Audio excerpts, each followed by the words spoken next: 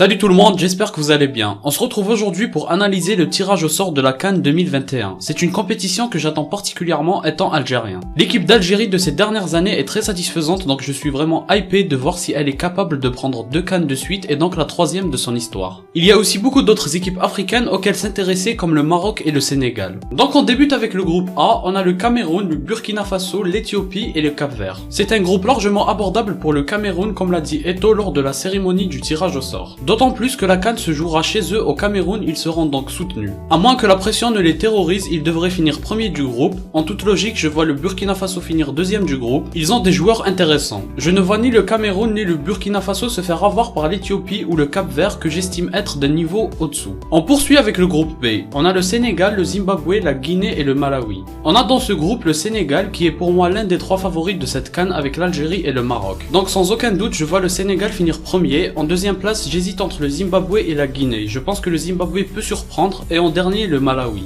Je suis très curieux de voir ce que le Sénégal va montrer au cours de cette CAN. Ils ont des joueurs pour la gagner, il n'y a aucun doute là-dessus. Ils jouent très bien en équipe aussi, cette phase de groupe devrait bien se passer pour eux. On poursuit avec le groupe C, Maroc, Ghana, Comores et Gabon. C'est sans aucun doute le groupe le plus relevé de cette CAN et qui sera le plus passionnant à suivre. Je pense que c'est le groupe où on ne peut absolument pas prévoir à l'avance qui sera à quelle place. Le Maroc est certes un niveau au-dessus des autres, si bien sûr le collectif arrive à faire briller leurs individualités qui font partie des meilleurs en Afrique. Ils devraient finir premier, après il faut se rappeler de la dernière CAN, ils peuvent se faire avoir par n'importe quelle équipe de ce groupe et c'est pour ça que ce sera très passionnant à suivre. J'ai envie de voir absolument tous les matchs de ce groupe parce qu'ils peuvent tous être surprenants. Sinon en termes de niveau, évidemment la deuxième place devrait se jouer entre le Ghana et le Gabon. Mais il ne faut pas sous-estimer les Comores qui ne manqueront certainement pas d'efforts physiques, ils sont sur une bonne dynamique donc ils seront très dangereux à affronter. Bref, on peut qualifier ce groupe du groupe de la mort, même si ça ne vient pas du fait que toutes les équipes sont imbattables mais plutôt parce qu'on peut pas prévoir les résultats des matchs à l'avance. On poursuit avec le groupe D, Nigeria, Égypte, Soudan, Guinée-Bissau.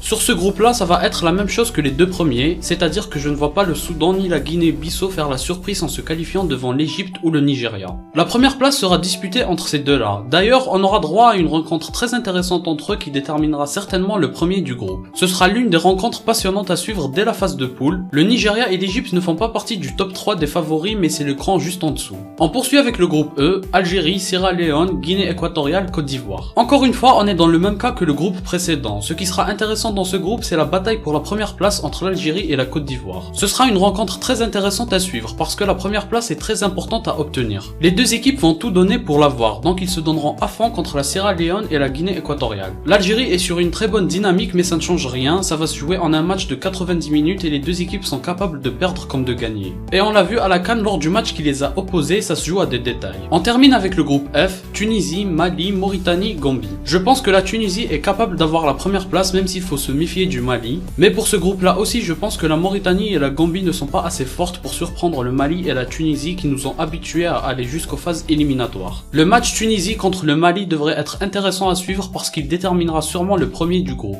Bien sûr, je ne sous-estime pas les équipes du chapeau 3 et 4, c'est juste que objectivement les chapeaux 1 et 2 sont des équipes avec un niveau supérieur. Ils ont les individualités pour aller jusqu'aux phases éliminatoires, après tout peut arriver. Toutes les équipes sont là pour aller le plus loin possible. Donc évidemment n'importe quelle équipe qui ne se donne pas à fond à tous les matchs peut se faire punir. Seuls les 2 premiers de chaque groupe seront qualifiés et ça se joue en 3 matchs donc pas le droit à l'erreur. Je pense que l'Algérie est capable de gagner cette CAN également. Les individualités sont là, le coach est là, le collectif est là, le record battu récemment de 27 matchs sans défaite est là pour montrer qu'ils sont aussi forts, voire plus forts que lors de la dernière CAN. Si je devais choisir 3 favoris, je mettrais l'Algérie, le Sénégal et le Maroc. Mais pour le Maroc, j'attends de voir, c'est à condition que le collectif soit concerné, mais de toute façon dans une compétition, le terme favori c'est du papier. Donc ça ne veut plus rien dire une fois sur le terrain. Ce qui est intéressant avec la CAN, c'est que beaucoup d'équipes avec un niveau plus ou moins équivalent se rencontrent en phase éliminatoire, ce qui donne des matchs passionnants avec du suspense sans connaître l'issue à l'avance. Et c'est ça qu'on aime dans le foot. Les qualifications à la Coupe du Monde vont également jouer un rôle important pour la CAN vu qu'ils vont se jouer juste avant. Ça va annoncer la couleur pour certaines équipes. J'espère que la vidéo vous a plu, si c'est le cas laissez un like et abonnez-vous, ça m'aide beaucoup. Moi je vous dis à la prochaine, portez-vous bien.